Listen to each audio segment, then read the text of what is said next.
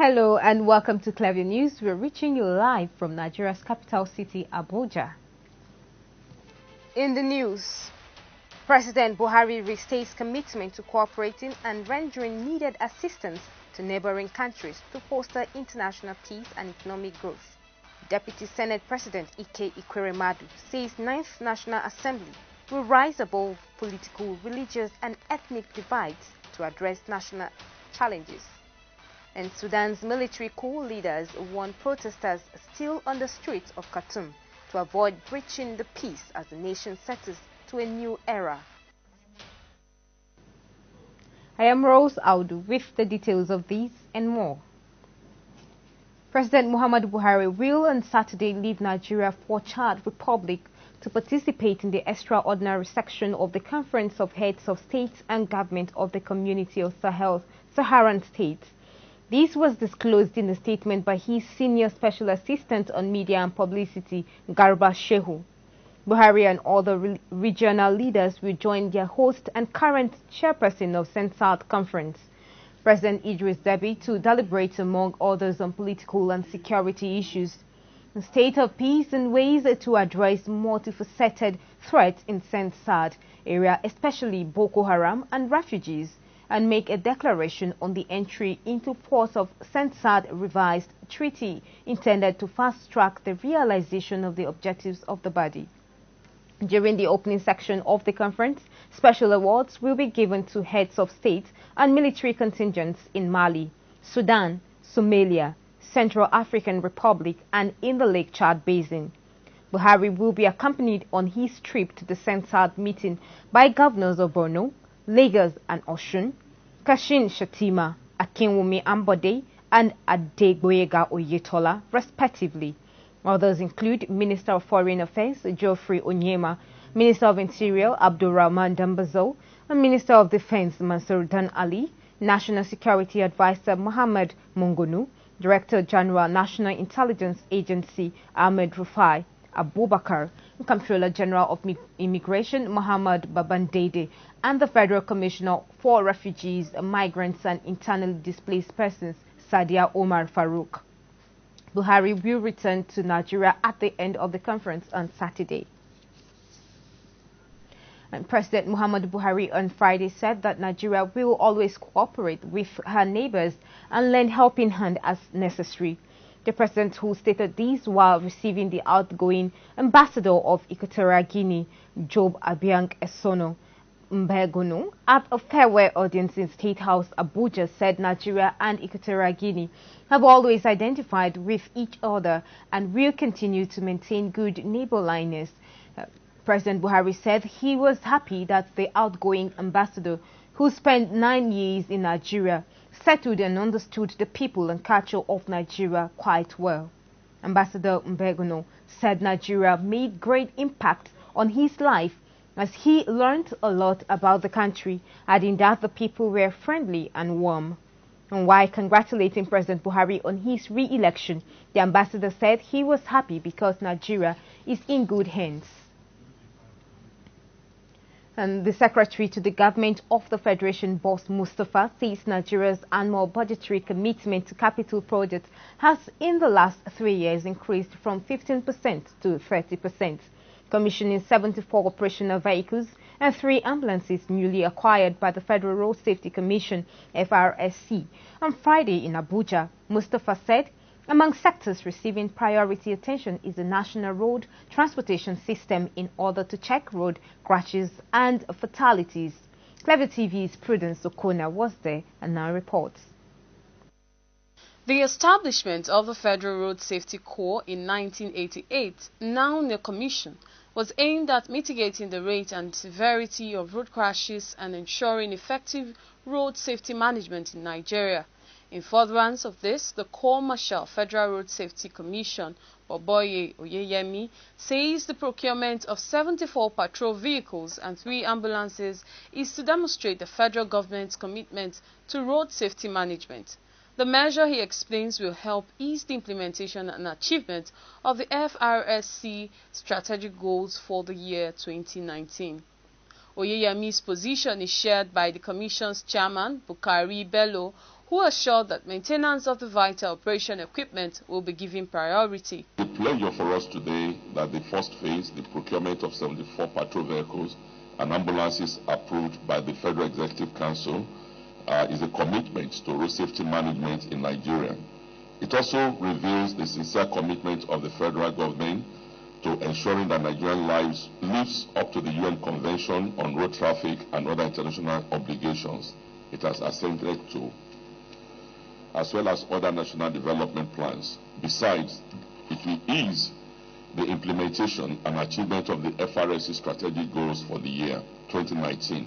The Federal Road Safety Commission Governing Board will ensure optimal deployment and regular maintenance of all vital operational equipment of the Corps. Accordingly, we shall continue to monitor and evaluate the implementation of our policies and programs to help members of the Corps discharge their statutory responsibilities effectively, efficiently, and in accordance with global best practices. While commissioning the 74 units of Innocent IVM 4x2 double cabin pickup vans and 3 ambulances, the Secretary to the Government of the Federation, Boss Mustafa, says the provision of fiscal stimulus for infrastructural development is in line with the government's commitment to improving the national road transportation system. This administration has, in consonance with its Economic Recovery and Growth Plan, ARGP, progressively raised the nation's annual budgetary commitment for capital projects from a paltry 15% in the past to a minimum of 30% in the last 3 years. We have also placed high premium on the provision of fiscal stimulus for infrastructural development, with particular attention to the national road transportation system.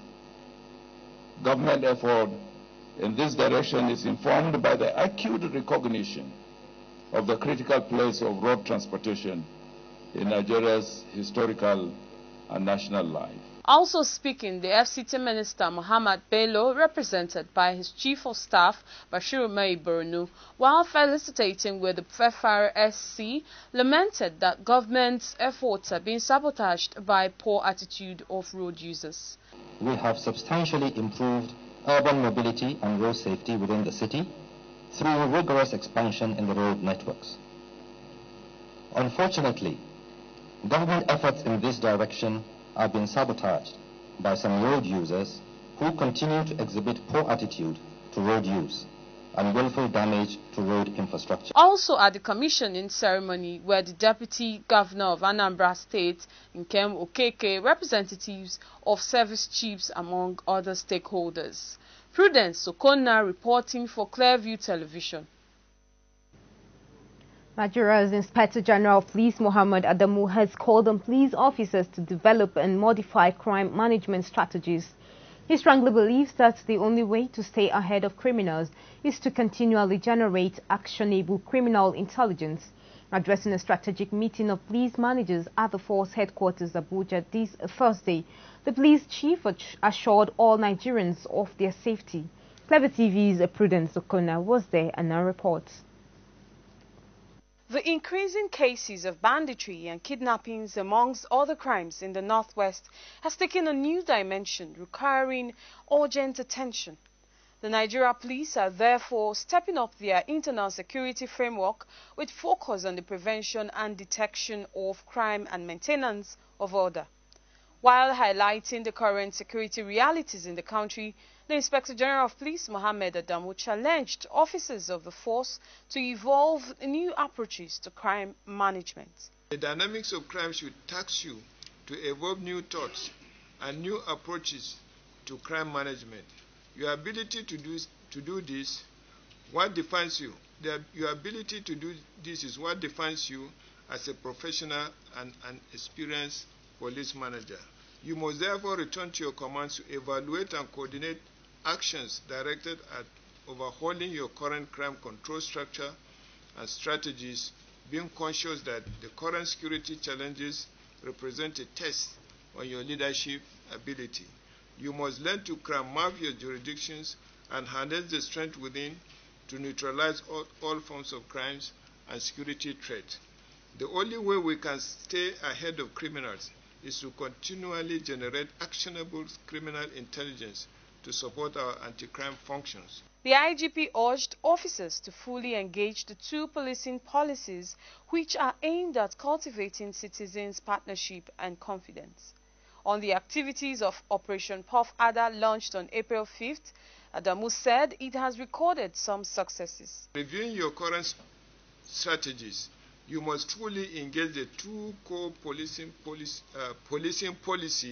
of the current police dispensation, which are built on community policing and intelligence-led policing values. Operation Puff Adder was conceptualized and launched on the 5th April 2019 to address in the shortest possible time the threat of kidnapping, armed robbery, banditry in Kogi, Niger, Zamfara, Kaduna, and Katsina states, as well as the FCT.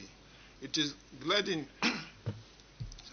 gladdening to note that this initiative has recorded remarkable achievement. The police boss also reassured citizens of their safety wherever they may be without any form of excuses. Prudence Okonna reporting for Clearview Television.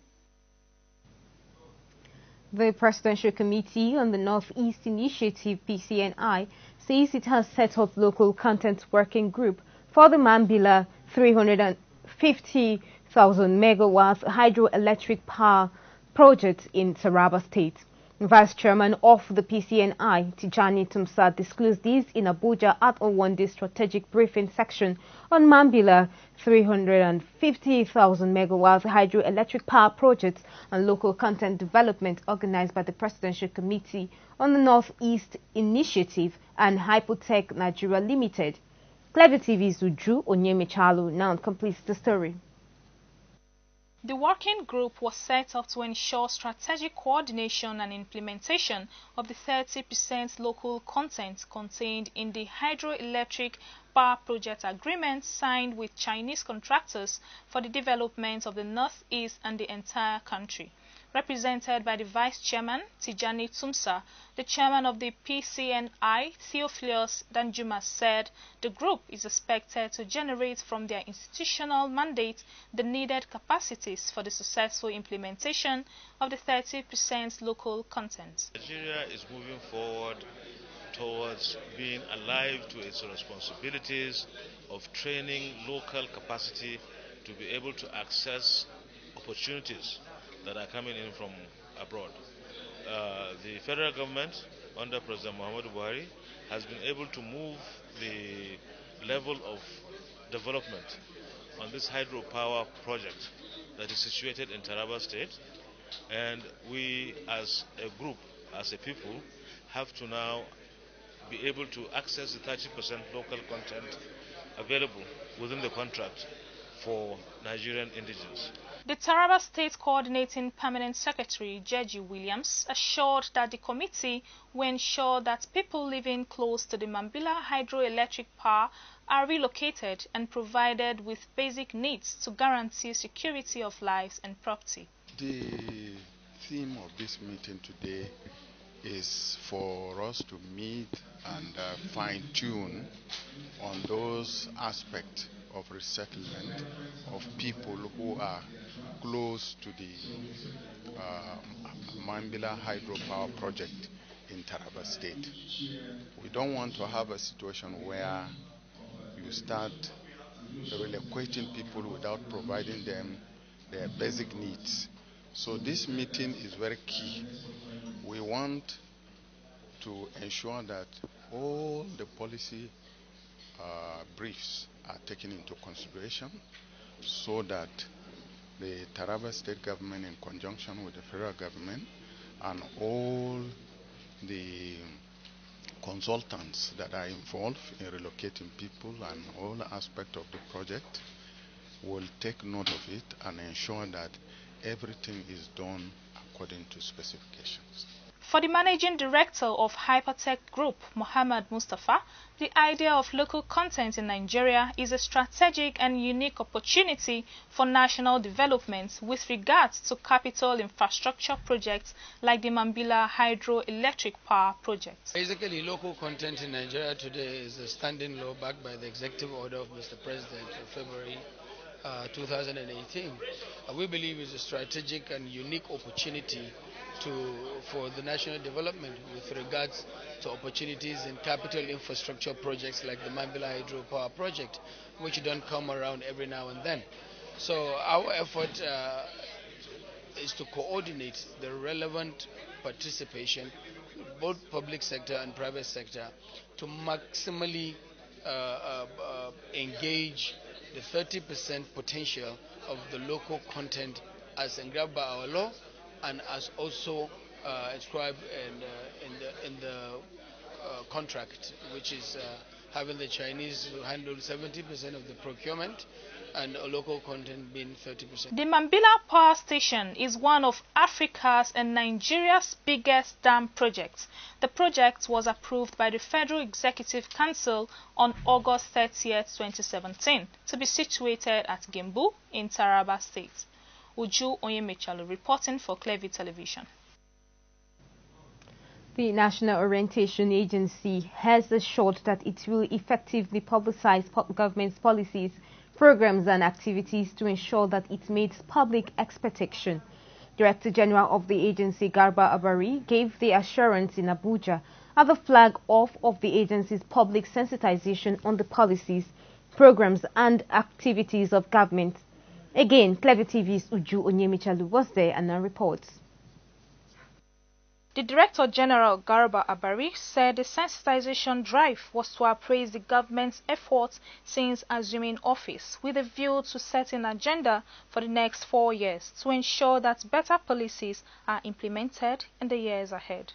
The national footprint of the NOA is purposely put in place to ensure that citizens fully understand the policies and the programs of government and they can key into them. It has therefore become imperative that as this government prepares to settle for its second mandate, we shall begin to appraise what had been accomplished in the past, what we need to do in the next mandate, and therefore what citizens expect from what had been done and how they expect that what had been done could be done better. The Minister of Communications, Adebayo Shitu, who highlighted some of the ministry's achievements in the last 4 years, stated that the ICT industry has, contrary to popular belief, employed more Nigerians than the oil sector. The need for the sector to be prioritized in the years ahead. The ministry, under my humble watch, rightly identified 5 key focus areas on the ICT roadmap. These 5 key areas are as follows. 1. Infrastructure development, including information security, broadband development, and improvement of quality of service and access. Smart government initiative, human capital capacity building, and of course, local content development. Presently, the following policy interventions initiated by this administration are in progress towards making the ICT/telecom sector the major driver of our national economy. Again, by way of digression, I want to say that as of today, the ICT industry employs more Nigerians than the oil industry, which had been the mainstay of our economy. On his part, the Minister of Information and Culture, Lai Mohammed, represented by Atonda Kolawole, thanked the Nigerian military for their sacrifices in tackling insecurity in the country and reaffirmed the government's support to the fallen heroes' families. We thank the Nigerian military for their sacrifices in tackling security challenges in our country, particularly the challenge of insecurity, and for which many of them have paid the supreme price. We shall do our best to support the families of the fallen heroes. The sensitization program is aimed at establishing social institutions and framework for deliberate exposure of Nigerians to democratic norms and values through political and civic education. Uju Onyemichalu reporting for Clearview Television. You're watching Clearview Television News. We will be back after these timeouts. This is Ibrahim calling from Niger State, Medical Power. Oh, this is Anissa from Benin. My name is John, calling from Niger. My name is Ahmed, I'm calling from Kogi State. This is Clearview TV, and this is our spread through free-to-air via Niconsat and online. Yes, this is Difus calling you from Adamawa State. Adamala Ahmad Ibrahim.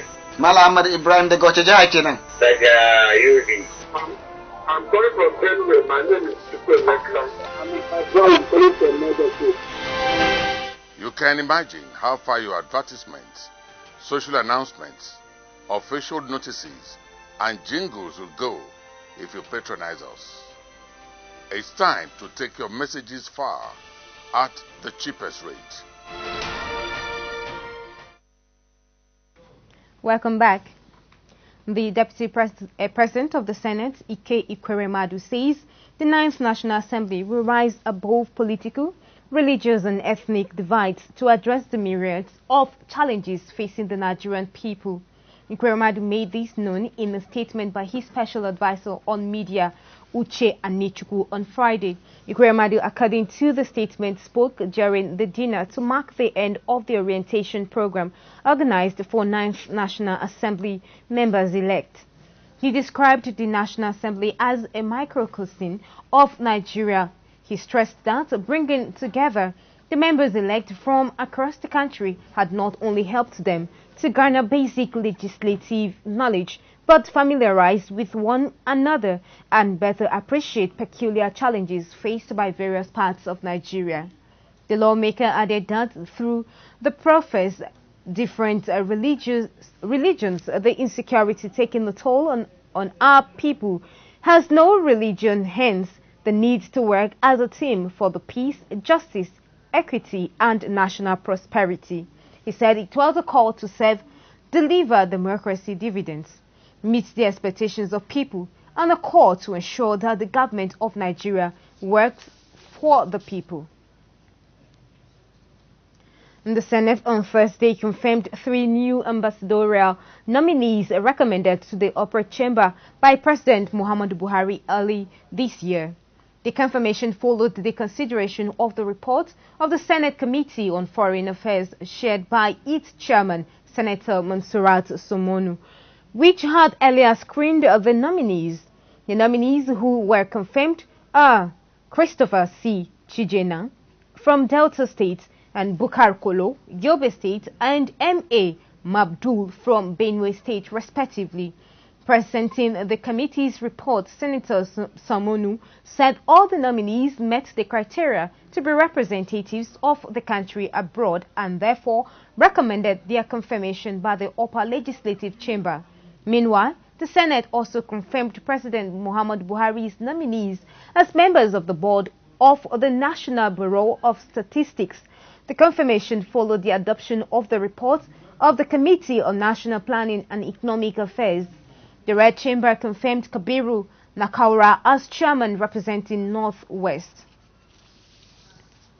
And the All Progressives Congress Southeast Renaissance Group on Thursday called on the leadership of the party to zone the position of the Speaker, House of Representatives in the 9th National Assembly to the southeast.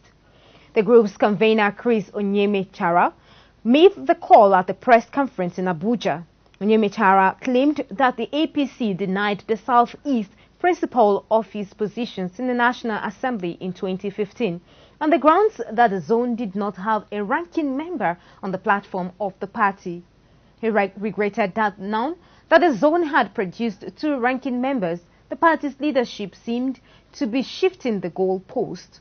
He said the situation where the same geopolitical zone that produced the vice president was scheming to produce the Speaker of the House of Representatives was unacceptable.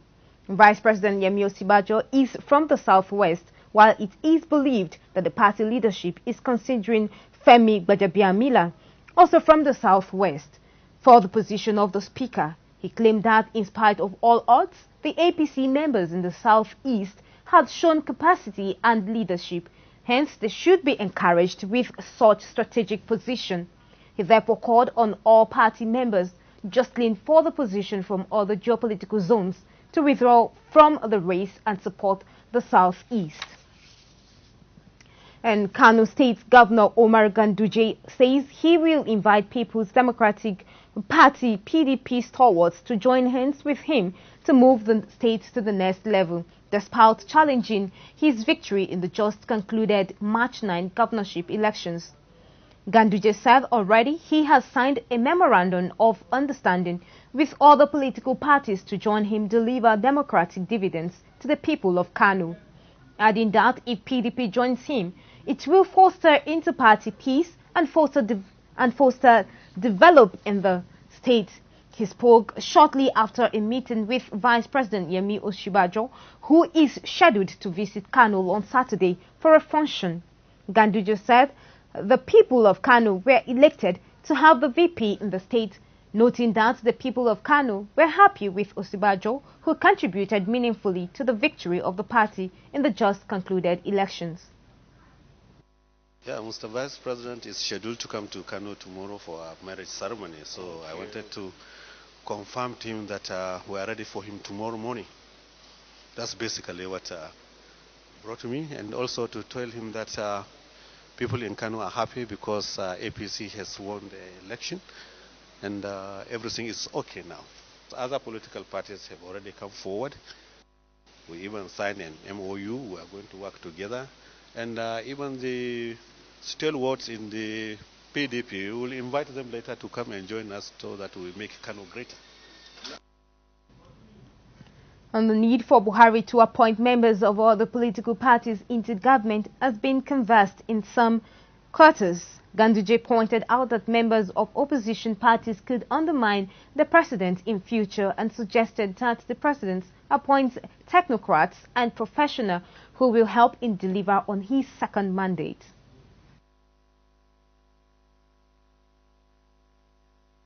As far as I'm concerned, he should look for brains rather than considering political parties that may decide to undermine him later. I think what is important is to get brains, committed people who are experienced, who are achievers. I think that is what we need at this moment. The Supreme Court has dismissed the appeals of the All Progressives Congress in Rivers State and factional governorship candidate Tony Cole. A 7-member panel of justices presided by the acting Chief Justice of Nigeria, Justice Tanko Muhammad, on Thursday ruled that 2 of the appeals are defective and lack merit. The Apex Court had held that being pre-election matters, they ought to have been brought in accordance with the rules of the court, adding that no reliefs were sought from the Supreme Court. The panel unanimously ruled that the citations made by counsel to APC Jibrin Okutepa is inapplicable to the case and therefore struck it out and upheld the submission of counsel to the PDP. Emmanuel Ukala, that reliefs brought to the Supreme Court were directed to the Court of Appeal in the motion papers. Okutekpa, who earlier requested the Apex Court to invoke its powers under Section 22 of the Supreme Court Act to set aside the judgment of the Rivers State High Court, which nullified the primaries of the APC. However, withdrew the third appeal filed on March 23, 2019. The latest Supreme Court verdict followed a suit filed at the Rivers State High Court in Port Harcourt by Ibrahim Omar and 22 others against the APC, wherein Justice Chiwendu Nwogu restrained the Congresses despite the court's order. 2 parallel primaries were held in Rivers State, with Magnus Abe and Tony Cole emerging from both direct and indirect primaries conducted in the state. The coal faction is loyal to the Minister of Transportation, Chibuike Rotimi Amechi. And you are still watching Clearview Television News. The news continues after this timeout. This is Ibrahim calling from Niger State Working Power. Oh, this is Anita from Benin. My name is John calling from Niger. My name is Ahmed. I'm calling from Kogi State. This is Clearview TV, and this is our spread through free-to-air via Niconsat and online. Yes, this is Diffus calling you from Adamawa State. Adamala Ahmad Ibrahim. Mala Ahmad Ibrahim the Gochaja kenan. Daga Yuri. I'm calling from Clearview. My name is Chukwemeka. I'm calling from Niger State.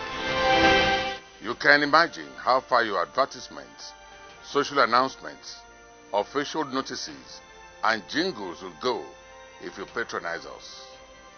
It's time to take your messages far at the cheapest rate. And welcome back. The Minister of Science and Technology, Ogbonnaya Onu, this Thursday in Abuja played host to a delegation from the Lagos Chamber of Commerce and Industry, as well as the Japanese ambassador to Nigeria. Now, the report.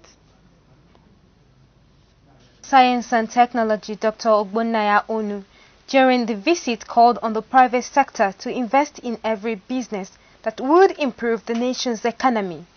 According to him, it is the responsibility of local investors to create an enviable business environment for foreign investors to come and invest in the local business and thereby stabilize the naira.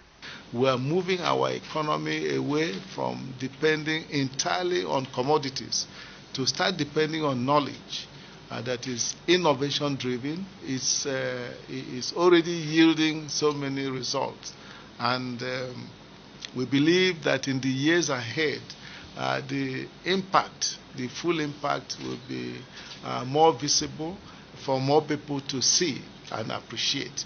I would like to use this opportunity to call on the organized private sector to come in and invest in projects, many projects that will help us in building new businesses.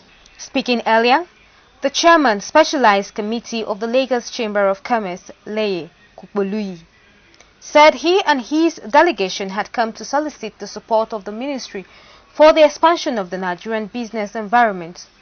Kukboluyi, who also presented the minister with the industry's marketing technique book for the year 2019, said the private sector is committed to growing the nation's economy, but called for greater support if this must be achieved. ICT generally has to be inclusive before it can be successful. It's not a class issue. It's not about the people who are educated. It's not about the people who are in the bad area. It's not about people that are rich. It has to be a way of life. You have to reach every nook and cranny of the country. Having said that, the ministry can be supportive.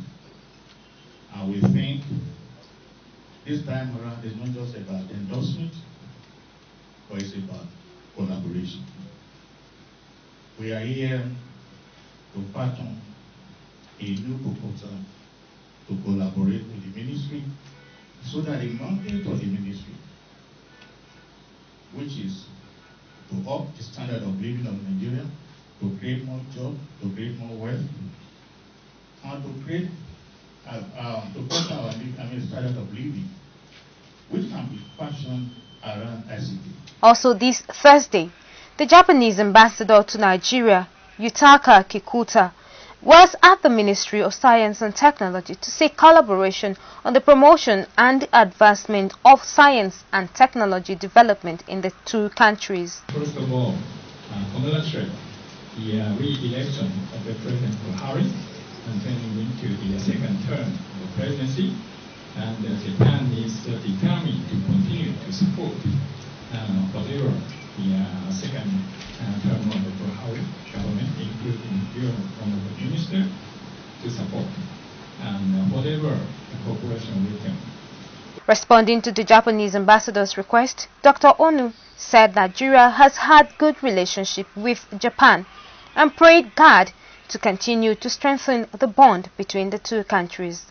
Nigeria has decided to now move away, move our economy away from being dependent on commodities.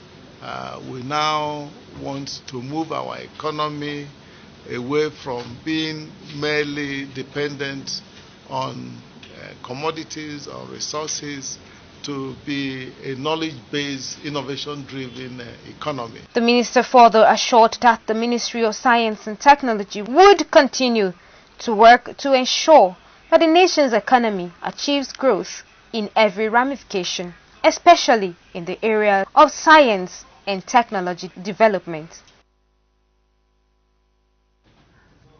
And Finance Minister Zainab Ahmed on Thursday described the International Monetary Fund's advice to the federal government on the need to remove fuel subsidy as a good advice. Speaking at the sidelines of the ongoing IMF/World Bank spring meetings in Washington, D.C., she said the advice from the IMF on fuel subsidy removal was good, but has to implement it in a manner that is both successful and sustainable. Data from the Debt Management Office showed that Nigeria's total public debt rose to 24.39 trillion or $79.44 billion as at December 31, 2018, representing a year-on-year growth of 12.25%. The 2018 debt stock is higher than that of 2017 by 2.662 billion naira. Ahmed said President Muhammadu Buhari has directed that the minister looks at every area that requires reforms. And the Nigeria Deposit Insurance Corporation yesterday raised the alarm over increased sophistication of cybercrime and proliferation of Ponzi schemes in the country, noting that the trend was posing a great challenge. Its managing director, Umaru Ibrahim, who stated this at the ongoing 30th Enugu International Trade Fair in the coal city, also said while the corporation had made efforts to recover deposits of Nigerians in distressed banks, it needed to acquire requisite knowledge and capacity to match the growing ugly trend of cybercrime. Umaru stated that measures had been taken to ensure that those behind the collapse of the former Sky Bank were prosecuted. And chairman of Heirs Holding and founder of Tony Elumelu Foundation has pledged to continue support the government and Nigerians as a whole through the $55,000 grant of the Tony Elumelu Foundation to create a more prosperous society. Elumelu made the pledge after a private meeting with President Buhari at the State House. He said it was important to gainfully engage the youth population of the country in profitable ventures to ensure that economy grows. At the heart of Mr. President is economic development of Nigeria, is youth employment, youth engagement, which, as you know, the Tony Elumelu Foundation is also very involved in, and it's always good to see how we can create a better society where our young ones, young men and women, are gainfully engaged. People who are economically active and engaged want to see peace and want to support progress and development. While commending President Buhari's effort in the agri sector, Elumelu urged the federal government to convert gas to power in order to attract more investors to boost the economy, which he said is already doing well under President Buhari, on the discouragement of Nigerians from taking loans from China. Elumelu said although it was a good advice, it will create a vacuum as youth and women will be economically deficient in terms of entrepreneurship. My position is that nature abhors vacuum, If people don't want Nigeria to take China loan, Chinese loan, they should provide an alternative, to us. And they should also, again, as I keep saying, support the development of our entrepreneurs. They should look at how to help us eradicate poverty in a manner that is sustainable. And to me, one of the surest ways of eradicating poverty is to make sure that our youth are gainfully engaged through entrepreneurship, and also to make sure that the development agencies, the IMF and World Bank, they help and support Nigeria to improve our infrastructure, road transportation, access to electricity. These are things that will help us bring security, and these are things that will help us create prosperity, create employment, which is what is important to everyone. So advice is good, but nature brought back in. The National Examinations Council has postponed the 2019 National Common Entrance Examination into Unity Schools to April 27. Aziz Sani, head of Information and Public Relations Division of the Council, made this known in a statement made available to newsmen in Abuja on Thursday. Sani said the examination, which was initially scheduled for April 13, was rescheduled to give states with low registration of candidates the opportunity to register for the examination. He added that a total of 70,720 candidates had so far registered for the examination across the country. He, however, advised candidates to download the new examination timetable from the Council's website at www.neco.gov.ng. And the Joint Admissions and Matriculation Board has said it will investigate reported cases of inability of some candidates to do biometric verification as the 2019-2020 Unified Tertiary Matriculation Examination commenced on Thursday. The board's head of media and publicity, Fabian Benjamin, disclosed this on Friday in Abuja. Benjamin also said that the release of the results would not be immediate, as the board was taking time to process before releasing them in order to avoid multiple cancellations.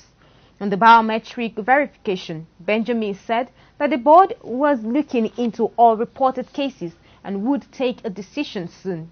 The 2019-2020 UTME, which commenced on Thursday, April 11, nationwide, was not totally hitch-free, as some candidates complained of inability to be verified through the biometric process, either at the beginning or end of the exercise. However, some centers recorded a smooth conduct of the process, as over 1.8 million candidates who registered for the exercise were expected to sit for the examination from April 11 to April 15 in the 698 computer-based test centers across the country. And on the entertainment scene, popular American TV host Wendy Williams has filed for a divorce from her husband, Kevin Hunter. And in Nigeria, Nollywood actor Mofe Duncan and his wife Jessica have allegedly called their 3-year-old marriage quits. Let's now join Clearview TV's entertainment correspondent Cecilia Okoli for details.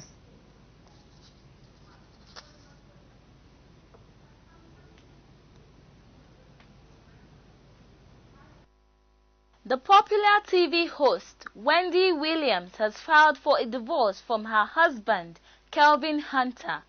The talk show host, who has been married for 25 years, filed for divorce following rumors that Hunter fathering a child with his mistress. Hunter, with whom she has a child, served as her manager and was a producer on the Wendy Williams show. It appears things are looking south for the American talk show host Wendy Williams and her now estranged husband Kelvin Hunter, as they are currently set to part ways. Williams did not wear her wedding ring on her recent tapping of her talk show. She has alternated between wearing it and going ringless in the recent weeks.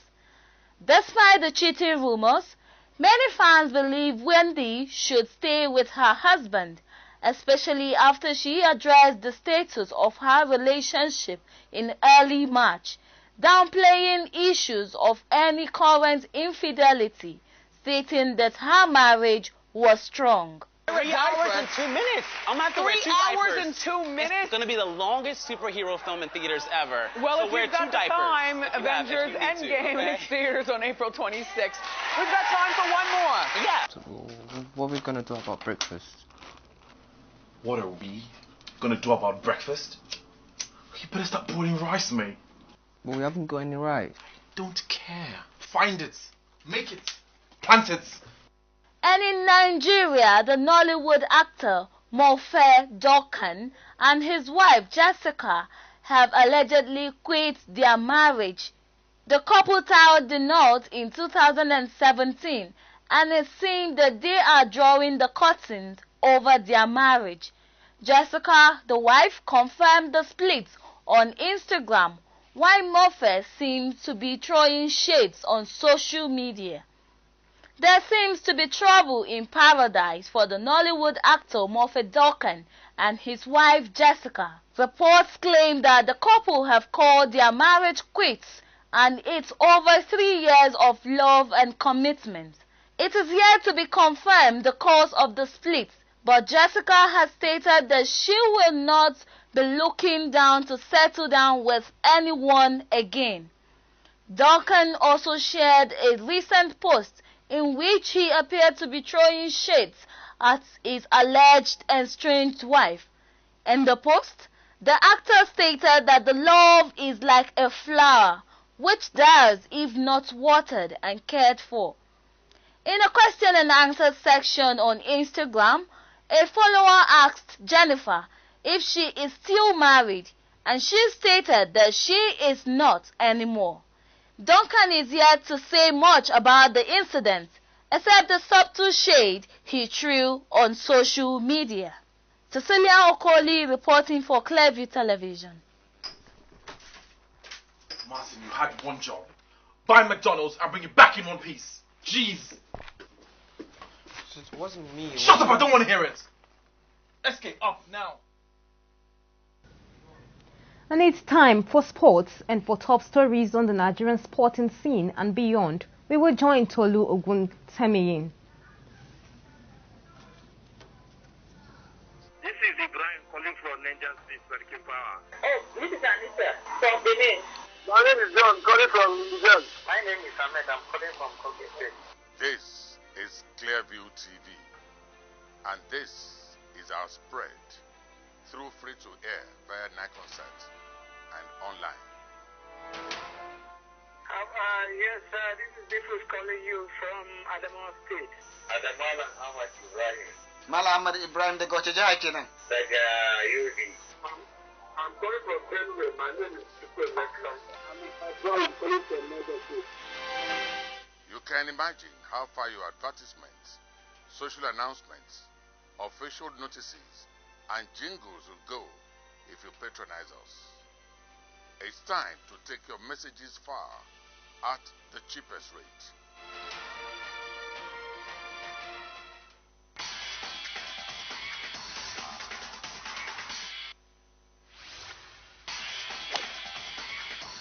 There it is. What a shot from Tiger.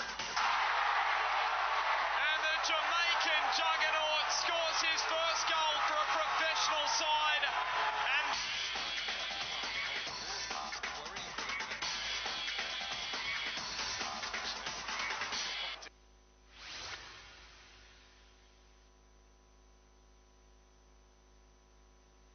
Hello and welcome to the sporting segment of Clearview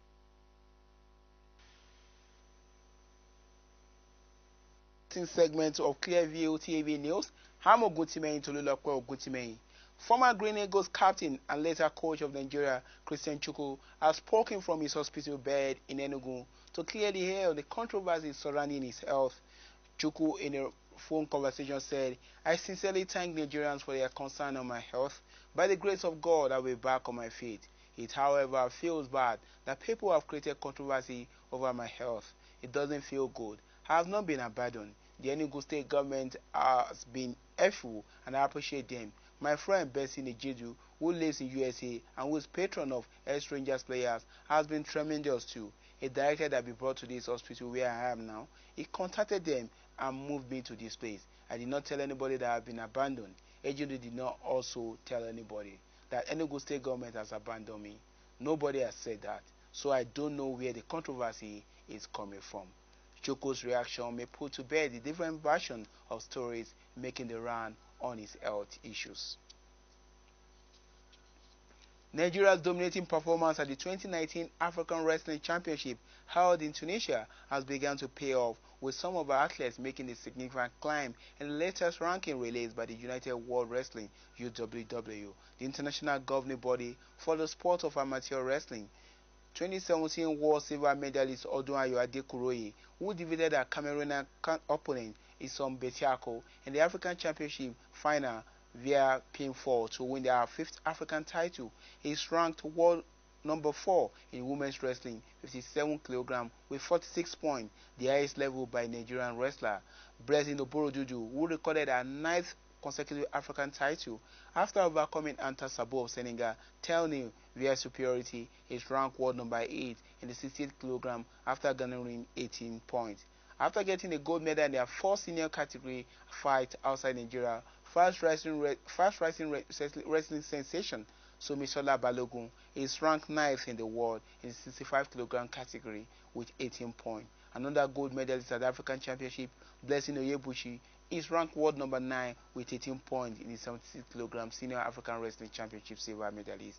Hannah Ruben is ranked 9th in the 72 kg with 16 points, while 2014 Commonwealth Games gold medalist Aminat Adeniyi, who also won silver at the African Championship, is ranked 11th in the 62 kg with 16 points.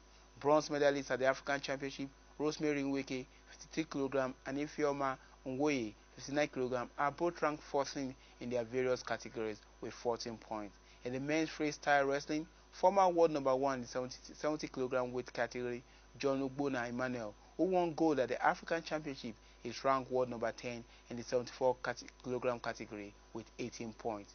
Commonwealth silver medalist and veteran Melvin Bibo, who won bronze in Tunisia, is ranked number 12 in the 86 kg with 16 points, while bronze medalist Ekere Kemi Agiomo is ranked 15th with 14 points in the 79 kg class. In the Greco-Roman ranking, Emmanuel Nwore, who lost his African title as he settled for a bronze medal in Tunisia, is ranked 15th with 14 points. The battle for supremacy in the singles between Nigeria and Egypt continues at the ITTF African Junior and Cadet Championship today in Accra, Ghana. With the conclusion of the team event, the individual event, singles and doubles take center stage at the ongoing ITTF African Junior and Cadet Championship holding in Accra, Ghana. Nigeria and Egypt are the destination of all eyes again in singles and doubles as the race for the new champions in the event reached crucial stage today. In the boys junior and under 21, Nigeria's Aziz Sholanke and Egypt's Mahmoud Helmi have been tipped as the favorites, having gathered their teams in the team event, with Helmi yet to taste defeat in the competition. The only defeat suffered by Sholanke was against Helmi in the semi-final of the under 21, which was won by Nigeria. Nigeria is currently topping with 3 gold medals and 2 silver, while Egypt are playing second fiddle to the West African giants in the competition. In the women's singles, the battle for titles will be among Nigeria, Egypt, Tunisia, and Nigeria. Mercedes driver Valtteri Bottas headed Ferrari Sebastian Vettel by just 0.02 seconds in second practice at the Chinese Grand Prix. Max Verstappen's Red Bull was third fastest with 0.221 seconds off the pace despite running the final quarter. Lewis Hamilton's Mercedes was fourth, 0.07 seconds off, while renowned Nico Hülkenberg and McLaren's Carlos Sainz made it 5 teams in top 6. Ferrari's Charles Leclerc was 7th after problems on his quick laps. And finally, to the world of golf, Brooks Koepka has set the pace at the ongoing Augusta Masters by delivering a bogey-free 6 under 66 that was highlighted by a back 9 charge featuring 4 successful birdies to grab a share of the first round lead alongside Bryson DeChambeau. While DeChambeau, nicknamed the Professor, is seen as the brains of the PGA Tour, the muscular Koepka is viewed as the brawn, having used to spend hours in a weight room. Koepka, however, has recently cut back on his gym time and paid more attention to his diet. His weight loss coincided with an equally noticeable drop in form that saw the 28-year-old slip into a pre-master slump missing the court at Anopama and finishing outside the top 55 at both the Players' Championship and WGC Dell match play. Playing the last group, Kokwa was back to his imposing and intimidating self, having what he described as the best ball striking run he has ever had at a major championship. After watching last year's Masters from his couch, recovering from a wrist injury, Kokwa has returned a major monster, successfully defending his US Open crown last year and winning the 2018 PGA Championship. And that's the size of the package from the sporting segment of Clearview TV News. I'm Ugotimen Tolulakwa Ugotimen.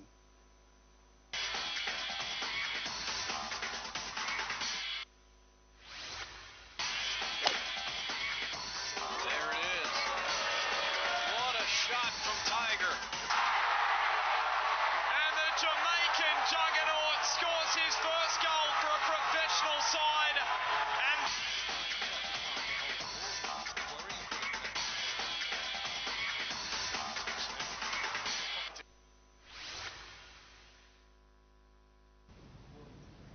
And to bring you an international story, the military leaders who carried out the coup in Sudan on Thursday have sought to reassure people their only concern is public order. The spokesman said Sudan's future would be decided by the protesters who took to the streets to demand President Omar al-Bashir's removal. But protesters remain camped out in the streets of Khartoum, fearing the coup. Leaders are too close to Bashir. The military says it will not extradite him on war crimes charges. Bashir is the subject of 2 international arrest warrants issued by the International Criminal Court, which accuses him of organizing war crimes and crimes against humanity in Sudan's Darfur region between 2003 and 2008. However, he may be put on trial inside Sudan. According to the military council set up after the coup, Bashir, one of the world's longest 7 leaders until he was ousted on Thursday, is now in custody. His downfall followed months of unrest which began in December over the rising cost of living. At least 38 people have died in the protests. Thousands remained camped out near military headquarters in the capital on Friday. Ignoring a curfew declared by the military, they are demanding a transition to civilian rule before they return home. The new military council is headed by Defense Minister Awad Albin Auf, who was previously regarded as being well placed to succeed Bashir. And before we go, another look at our top stories. President Muhammadu Buhari on Friday said that Nigeria will always cooperate with her neighbors by lending a helping hand to them when necessary. The Deputy President of the Senate, Ike Ikweremadu, says the 9th National Assembly will rise above political, religious and ethnic divides to address the myriads of challenges facing the Nigerian people. And Sudan's military coup leaders have warned protesters still on the streets that there will be zero tolerance for disturbances. And that's the news. Remember that you can subscribe to our YouTube channel via Clearview TV and follow us on Twitter at Clearview Online. Follow us on Instagram at Clearview TV_NG. You can also follow us on Facebook via Clearview Television. You can also watch Clearview TV on Nigecomsat with any free-to-air decoder. For details, contact your local installer. I am Rose Aldu. Many thanks for watching.